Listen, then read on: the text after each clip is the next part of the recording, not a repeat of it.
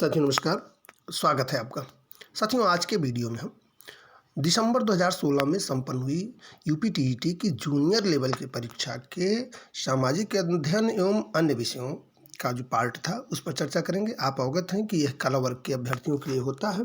साथियों आज की चर्चा का उद्देश्य है कि आप प्रश्न पत्र का पैटर्न समझ जाएं, कौन कौन से विषयों से प्रश्न पूछे जाते हैं सामाजिक अध्ययन एवं अन्य विषय के अंतर्गत उसको समझ जाएं, और उसके साथ ही इस वीडियो के लास्ट में आपको बताऊंगा कि आप कम समय में कौन कौन सी पुस्तकें पढ़ लें जिससे आपका 60 में से 55 से 60 के बीच में आप प्रश्न कर पाएँ। तो आप वीडियो के अंत तक बने रहिए। आपको लास्ट में मैं बताऊंगा कि आप कम से कम समय में कौन सी पुस्तकें कम से कम पढ़कर अधिक से अधिक प्रश्न को हल कर पाएँ। तो आइए आज की चर्चा शुरू करते हैं। आज देखते हैं आज का पहला प्रश्न। साथियों आज का पहला प्रश्न है बहुत चर्चित प्रश्न है। संयुक्त राष्ट्र संघ की स्थापना कब हुई थी? अनेक बार परीक्षाओं में पूछा गया हुआ प्रश्न है।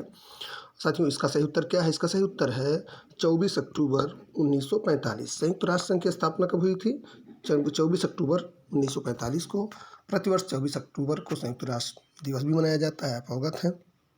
तो देखते हैं आज का दूसरा प्रश्न। दूसरा प्रश्न आज का है साथियों, ग्राम पंचायत का सदस्य बनने के लिए न्यूनतम आयु सीमा क्या है? तो ग्राम पंचायत का सदस्य बनने के लिए साथियों न्यूनतम आयु सीमा है 21 वर्ष। ठीक है, इसका सही उत्तर है विकल्प 2, 21 वर्ष। आइए देखते हैं प्रश्न संख्या 30। साथियों हम तेज़ी से आगे बढ़ेंगे क्योंकि यह अभ्यास सेट है, आपका समय बिल्कुल ज़ाया ना हो इसलिए हम बहुत तेज़ी से इसको देख रहे हैं। भारत में उच्चतम न्यायालय ने संविधान के बुनियादी ढांचे का सिद्धांत दिया था। ये है किस मामले में? देखिए 4 विकल्प दिया है। केशवानंद भारती मामले में, शंकरी प्रसाद मामले में, सज्जन सिंह के मामले में और गोलकनाथ के मामले में। तो इसका सही उत्तर है साथियों विकल्प 1, केशवानंद भारती मामले में। सही उत्तर क्या है? विकल्प 1, केशवानंद भारती मामले में। साथियों पुनः मैं आपको आग्रह करूंगा कि आप प्रश्नों को ध्यान से पढ़ा करें। प्रश्नों को आप ध्यान से पढ़ेंगे तो निश्चित रूप से आपका आधा हल हो गया, समझ लीजिए। कई बार प्रश्नों को ध्यान से न पढ़ने के चक्कर में, हाँ या नहीं के चक्कर में प्रश्नों के उत्तर आप गलत कर देते हैं। तो आइए देखते हैं प्रश्न संख्या 4। प्रश्न संख्या 4 साथियों है, भारतीय संविधान तदर्थ न्यायाधीशों की नियुक्ति की व्यवस्था करता है? उच्च न्यायालय में, जिला एवं सत्र न्यायालय में, संसद में और सर्वोच्च न्यायालय में। तो इसका सही उत्तर है साथियों विकल्प 1, उच्च न्यायालय में। सही उत्तर है विकल्प 1, उच्च न्यायालय में। देखते हैं प्रश्न संख्या 5। प्रश्न संख्या 5 है साथियों, यह कौन निश्चित करता है कि कोई विधेयक धन विधेयक है या नहीं? बहुत महत्वपूर्ण प्रश्न है। अभी असिस्टेंट प्रोफेसर की परीक्षा में यह सामान्य अध्ययन में पूछा गया हुआ प्रश्न है, तो निश्चित रूप से बहुत महत्वपूर्ण है। यह कौन निश्चित करता है कि कोई विधेयक धन विधेयक है या नहीं? भारत का राष्ट्रपति, भारत का वित्त मंत्री, राज्यसभा का सभापति, लोकसभा का स्पीकर। तो इसका सही उत्तर है साथियों विकल्प 4, लोकसभा का स्पीकर। आइए देखते हैं प्रश्न संख्या 5। प्रश्न संख्या 5 साथियों देखिए, शिक्षा को द्विध्रुवीय प्रक्रिया किसने कहा? शिक्षा को द्विध्रुवीय प्रक्रिया किसने कहा है? तो इसका सही उत्तर है साथियों विकल्प 1, एडम्स। एडम्स ने शिक्षा को द्विध्रुवीय प्रक्रिया कहा है। आइए देखते हैं प्रश्न संख्या 7। साथियों प्रश्न संख्या 7 है, उच्च प्राथमिक स्तर पर कौन सा विषय सामाजिक अध्ययन में नहीं है? उच्च प्राथमिक स्तर पर, ध्यान से प्रश्न को देखिए, उच्च प्राथमिक स्तर पर कौन सा विषय सामाजिक अध्ययन में नहीं है? दर्शन शास्त्र, राजनीति शास्त्र, भूगोल और इतिहास। तो इसका सही उत्तर है विकल्प 1, दर्शन शास्त्र। दर्शन शास्त्र सामाजिक अध्ययन में उच्च प्राथमिक स्तर की कक्षाओं में नहीं है। देखते हैं प्रश्न संख्या 8 साथियों। प्रश्न संख्या 8 दिए, ध्यान से पढ़िए, निम्नलिखित में कौन सा व्याख्यान विधि का गुण नहीं है?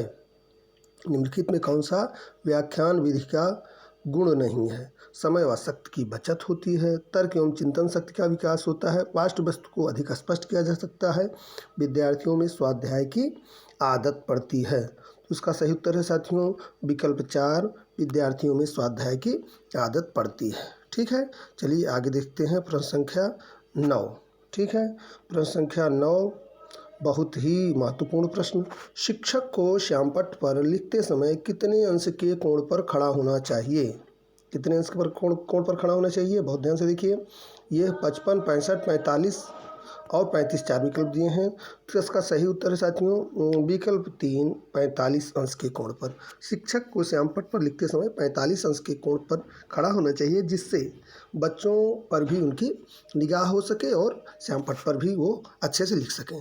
ठीक है साथियों, देखते हैं प्रश्न संख्या 10।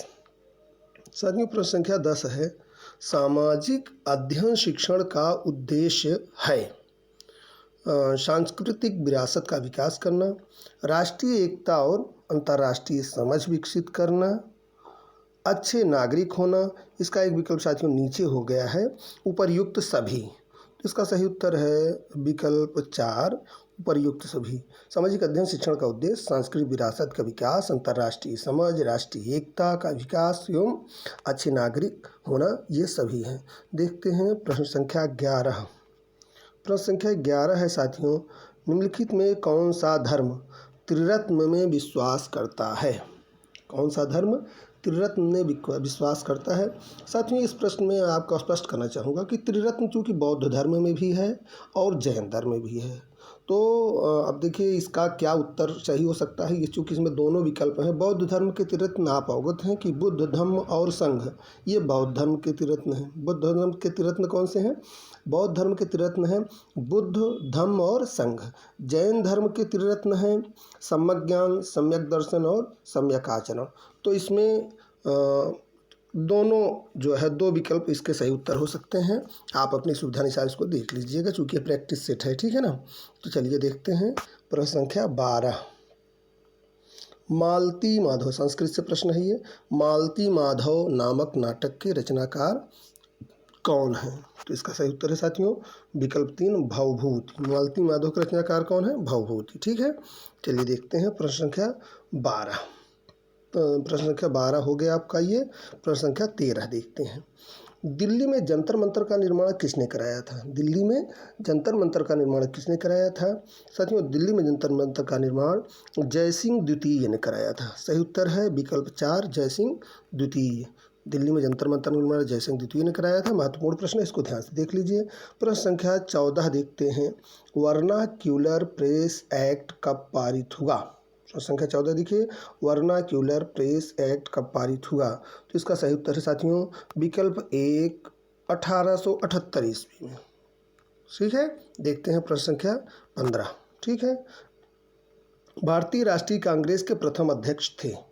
भारतीय राष्ट्रीय कांग्रेस के प्रथम अध्यक्ष कौन थे? ए.ओ. ह्यूम, डब्ल्यू.सी. बनर्जी, सुरेंद्र नाथ बनर्जी, महात्मा गांधी। तो इसका सही उत्तर है साथियों विकल्प 2 डब्ल्यू.सी. बनर्जी। व्योमेश चंद्र बनर्जी भारतीय राष्ट्रीय कांग्रेस के प्रथम अध्यक्ष थे। ठीक है, देखते हैं प्रश्न संख्या 16। भूदान आंदोलन किसने प्रारंभ किया था?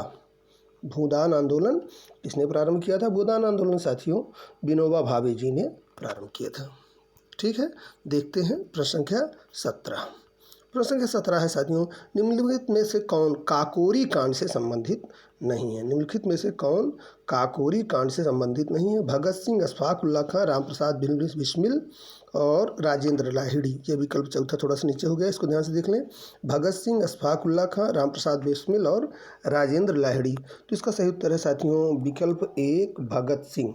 भगत सिंह काकोरी कांड से संबंधित नहीं थे। ठीक है, देखते हैं प्रश्न संख्या 18। सुबंधु, खटखरपर, क्षणपाक, वीरसेन, इन सभी में क्या समानता है? ये सभी गुजरात के शासक थे, यह सभी बौद्ध धर्म के प्रचारक थे, यह सभी चंद्रगुप्त विक्रमादित्य के दरबार में थे, यह सभी जैन धर्म के प्रचारक थे। तो साथियों इसका सही उत्तर है विकल्प 3 यह सभी चंद्रगुप्त विक्रमादित्य के दरबार में थे। सुबंधु, खटखरपर, छपड़ाक और वीरसेन ये कौन थे? ये सभी चंद्रगुप्त विक्रमादित्य के दरबारी थे। ठीक है, देखते हैं प्रश्न संख्या 19। साथियों प्रश्न संख्या 19 है, तो ये सुमेलित करने का प्रश्न है। निम्नलिखित में कौन सही सुमेलित है? तो देखिए चौसा का युद्ध, घाघरा का युद्ध, कन्नौज का युद्ध और हल्दी घाटी का युद्ध। इसका सही उत्तर क्या है साथियों? चौसा का युद्ध हुआ था 1539 ईस्वी में, तो ए का 2 हो जाएगा। तो ऊपर के 2 विकल्प में आप खत्म हो जाते हैं, विकल्प 1 2।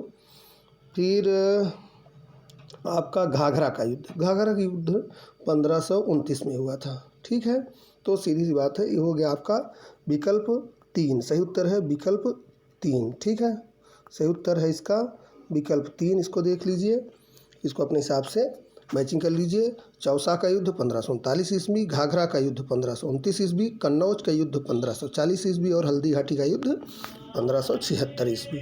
ठीक है, देखते हैं अगला प्रश्न। अगला प्रश्न है साथियों, निम्नलिखित को काल क्रमानुसार व्यवस्थित करें। Warren Hastings, Clive, Lord Cornwallis और लॉर्ड वेलेस्ली। तो इसमें सबसे पहले आता है साथियों क्लायू। ठीक है, तो सीधी सी बात है कि एक ही विकल्प में दो पहले है, विकल्प 4 में है ना। तो इसका सही उत्तर होगा विकल्प 4। पहले क्लायू, फिर वारेन हेस्टिंग्स, फिर लॉर्ड कॉर्नवालिस और सबसे बाद में लॉर्ड वेलेस्ली। तो इसका सही उत्तर है विकल्प 4। ठीक है, देखते हैं प्रश्न संख्या 21। प्रश्न संख्या 21 साथियों देखते हैं, भारत में निम्नलिखित में से किस राज्य में सुंदरबन पाए जाते हैं। निम्न में से किस राज्य में सुंदरबन पाए जाते हैं। तो इसका सही उत्तर है साथियों विकल्प 4 पश्चिम बंगाल। पश्चिम बंगाल में सुंदरबन पाए जाते हैं। ठीक है, देखते हैं प्रश्न संख्या 22। प्रश्न संख्या 22 है साथियों, निम्नलिखित में किस नदी पर हीराकुंड बहुउद्देशीय परियोजना का निर्माण हुआ है। हीराकुंड बहुउद्देशीय परियोजना का निर्माण महानदी पर हुआ है। सही उत्तर है विकल्प 1 महानदी। देखते हैं प्रश्न संख्या 23, निम्नलिखित में से कौन सा विश्व का सबसे बड़ा मरुस्थल है। निम्नलिखित में कौन सा विश्व का सबसे बड़ा मरुस्थल है। कालाहारी, अटाकामा, सहारा और थार। तो इसका सही उत्तर है साथियों विकल्प 3 सहारा। आप अवगत हैं, ये है अफ्रीका महाद्वीप में स्थित है। ठीक है, देखते हैं प्रश्न संख्या 24।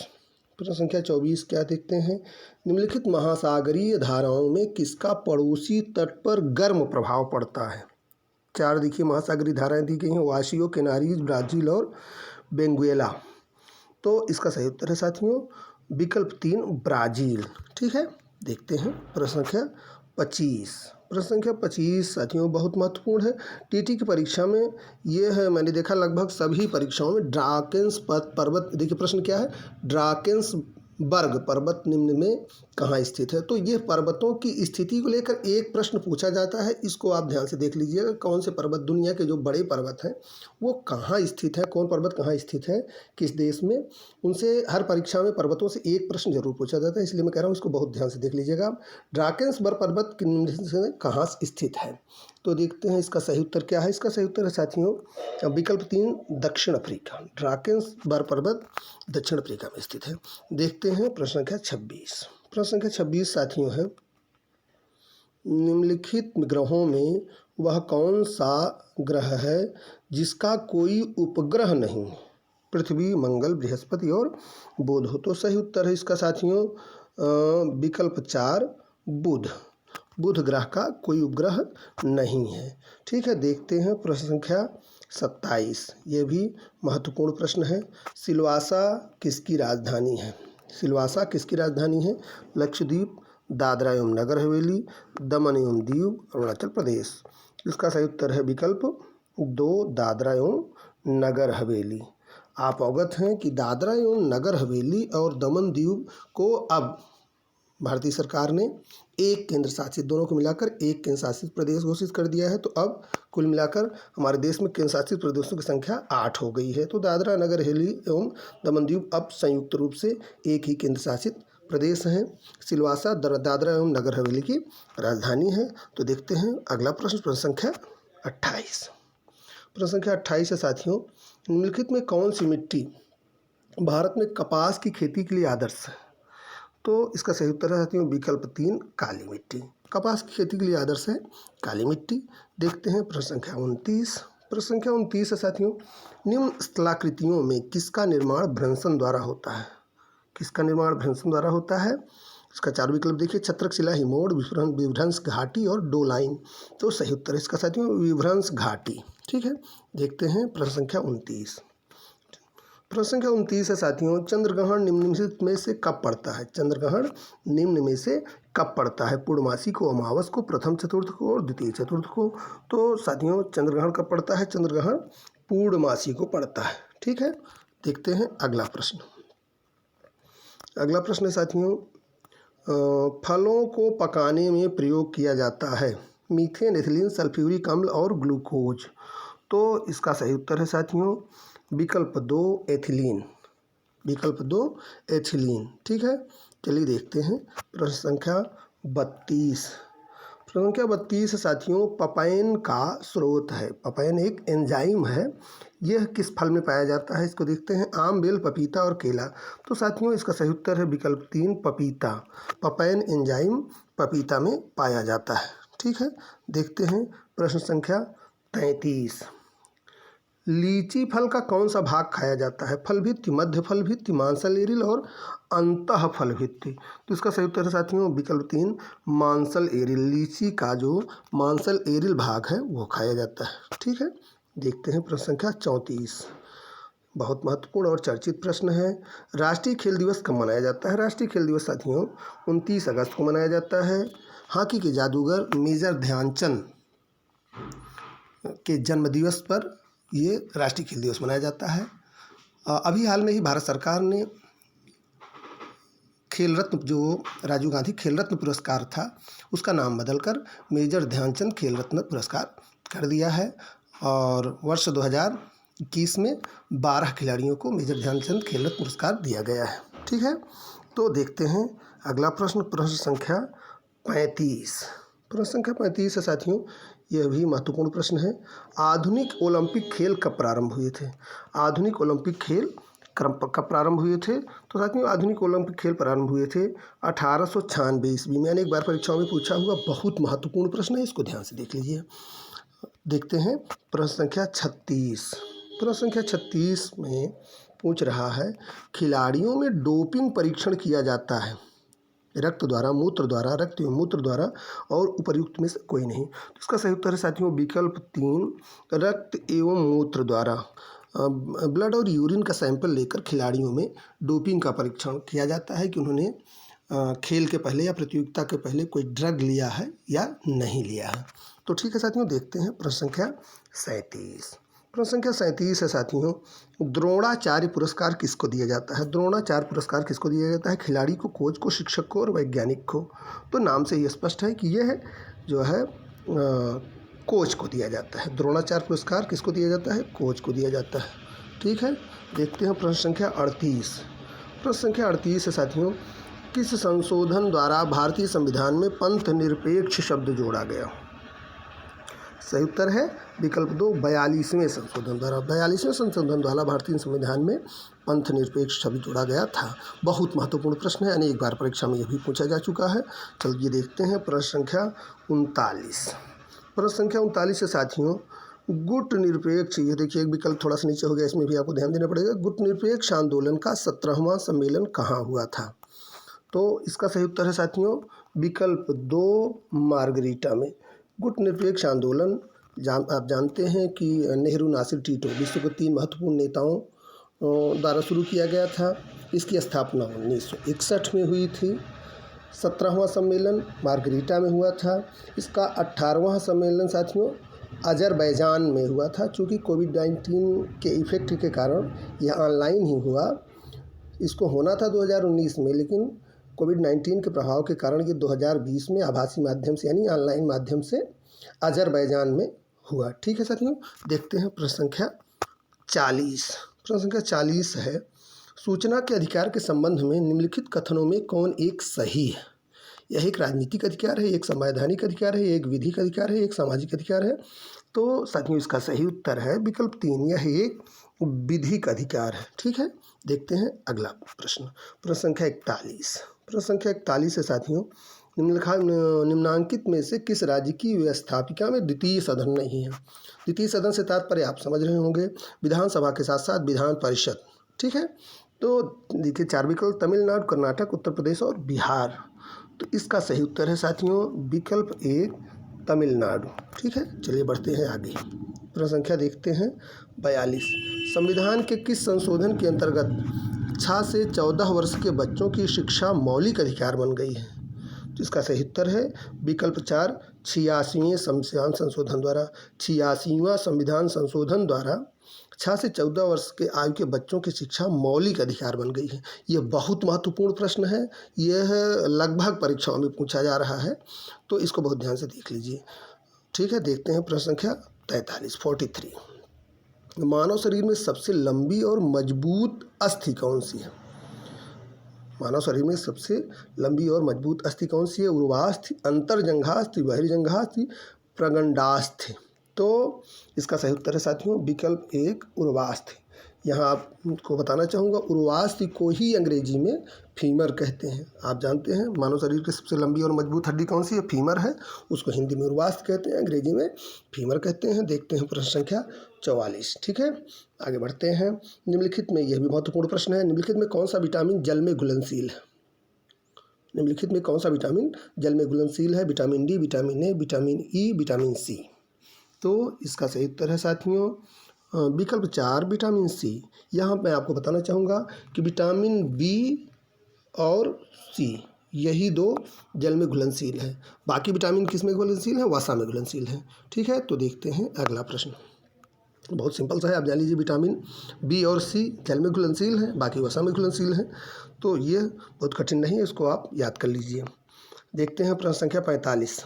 एक छात्रा मेज पर रखी पुस्तक पढ़ने में कठिनाई का अनुभव करती है, किंतु श्यामपट्ट पर लिखे शब्दों को ठीक से पढ़ सकती है। उसका दृष्टि दोष है। उसका दृष्टि दोष किस तरह का है साथियों? उसका दृष्टि दोष है दूरदृष्टि दोष। विकल्प 1, दूरदृष्टि दोष। चलिए देखते हैं अगला प्रश्न। पर अगला प्रश्न है साथियों, बीसीजी का टीका किस रोग से बचाव करता है? बीसीजी का टीका किस रोग से बचाव करता है? तो साथियों बीसीजी का टीका तपेदिक रोग, जिसको आप अंग्रेजी में कहते हैं टीबी या ट्यूबरकुलोसिस बैक्टीरिया से संबंधित रोग, तो टीबी का रोग जो है उससे बीसीजी का टीका बचाव करता है। आप जानते हैं बच्चों को पैदा होने के बाद ये लगाया जाता है। ठीक है, तो चलिए देखते हैं प्रश्न संख्या 47। भारतीय संगीत में कुल कितने स्वर? इसमें देखिए ब्रैकेट में ध्यान से देखिए, लिखा है शुद्ध एवं विकृत होते हैं। तो शुद्ध एवं विकृत दोनों मिलाकर स्वरों की बात कर रहा है। भारतीय संगीत में शुद्ध स्वर है 7 और विकृत स्वर है 5। तो 7 और 5 मिलाकर ये हो जाते हैं 12। तो इस तरह से सही उत्तर हो जाता है विकल्प 4, 12। ठीक है, चलिए देखते हैं अगला प्रश्न। प्रश्न संख्या 48। स्वामी हरिदास संगीत सम्मेलन प्रतिवर्ष कहाँ होता है? स्वामी हरिदास संगीत सम्मेलन प्रतिवर्ष कहाँ होता है? तो इसका सही उत्तर है साथियों विकल्प 1, मुंबई। ठीक है, देखते हैं अगला प्रश्न। प्रश्न संख्या 49। तानसेन दरबारी गायक थे। तानसेन दरबारी गायक थे किसके? इसका बहुत चर्चित है, अकबर के नवरत्नों में थी ये। तो इसका सही उत्तर है विकल्प 3, अकबर। ठीक है, देखते हैं प्रश्न संख्या 50। साथियों प्रश्न संख्या 50 है, जयदेव किस ग्रंथ के रचयिता है? बहुत चर्चित नाम, बहुत चर्चित ग्रंथ। जयदेव का प्रसिद्ध ग्रंथ क्या है? गीत गोविंद। ठीक है ना, गीत गोविंद के रचयिता जयदेव। बहुत महत्वपूर्ण प्रश्न है और सरल भी है ये, तो इसको ध्यान से देख लीजिए। कई बार सरल प्रश्न जल्दबाजी में गलत हो जाते हैं, या कई बार सरल प्रश्न हमें पता नहीं होता है। अगला प्रश्न भौतिक विज्ञान से है, परिप्रेक्ष्य होता है। परिप्रेक्ष्य क्या होता है? तो इसका सही उत्तर है साथियों विकल्प 1, परिप्रेक्ष्य जो है ये पटल की गहराई होती है। ठीक है, देखते हैं प्रश्न संख्या 52। अजंता के चित्र किस धर्म से संबंधित हैं? इसका सही उत्तर है साथियों विकल्प 3, बौद्ध धर्म से संबंधित। ठीक है, देखते हैं अगला प्रश्न। अगला प्रश्न है, यह भी भौतिक विज्ञान से ही प्रश्न संबंधित प्रश्न है। पास रेखाएं खींचकर छाया प्रकाश के प्रभाव को दर्शाना क्या कहलाता है? स्फुमेटो, एचिंग, हैचिंग और चिरास्क्यूरो। तो इसका सही उत्तर है साथियों विकल्प 3, हैचिंग। इसका सही उत्तर है विकल्प 3, हैचिंग। देखते हैं प्रश्न संख्या 54। मधुबनी लोक कला किस राज्य से संबंधित है? बहुत ध्यान से देखिए, मधुबनी लोक कला किस राज्य से संबंधित है? तो इसका सही उत्तर है साथियों विकल्प 1, बिहार। मधुबनी लोक कला बिहार राज्य से संबंधित है। ठीक है, देखते हैं प्रश्न संख्या 55। प्रश्न संख्या 55 है, धान का, ये देखिए कृषि विज्ञान से संबंधित प्रश्न है। धान का खैरा रोग किस तत्व की कमी से होता है? तो खैरा रोग साथियों यह जिंक की कमी से होता है। इसका सही उत्तर है विकल्प 3, जिंक। देखते हैं प्रश्न संख्या 56। आलू है, बहुत चर्चित प्रश्न है। आलू क्या है? जड़, तना, पुष्प और पत्ती। तो साथियों आलू क्या है? आलू है तना। बहुत ध्यान से जान लीजिए, बहुत महत्वपूर्ण है ये। आलू क्या है? ये है तना है। ठीक है, देखते हैं अगला प्रश्न। अगला प्रश्न है खरीफ की फसल है। खरीफ की फसल कौन सी है? गेहूँ, धान, आलू और चना। तो गेहूँ, आलू और चना ये रबी की फसलें हैं। खरीफ की फसल इसमें क्या है? धान है। सही उत्तर है विकल्प 2 धान। ठीक है, देखते हैं प्रश्न संख्या 58। मक्का का जन्म स्थान है। मक्का जो फसल है इसका जन्म स्थान कहाँ है? तो साथियों मक्का जो है इसका जन्म स्थान है अमेरिका। सही उत्तर है विकल्प 3 अमेरिका। ध्यान से देख लीजिए। देखते हैं प्रश्न संख्या 59। प्रमाणित बीज बहुत महत्वपूर्ण, ध्यान से देख लीजिए। प्रमाणित बीज के थैले पर लगे टैग का रंग क्या होता है? तो इसका सही उत्तर है विकल्प 1 नीला। जो प्रमाणित बीज का थैला होता है उस पर जो टैग लगा होता है उस टैग का रंग नीला होता है और उसकी पहचान है कि यह प्रमाणित बीज है। ठीक है, देखते हैं आज का अंतिम प्रश्न, प्रश्न संख्या 60। ओलरीकल्चर, ओलरीकल्चर शब्द का संबंध किससे है? सब्जी विज्ञान से, पुष्प विज्ञान से, फसल विज्ञान से और फल विज्ञान से। तो इसका सही उत्तर साथियों विकल्प 1 सब्जी विज्ञान से।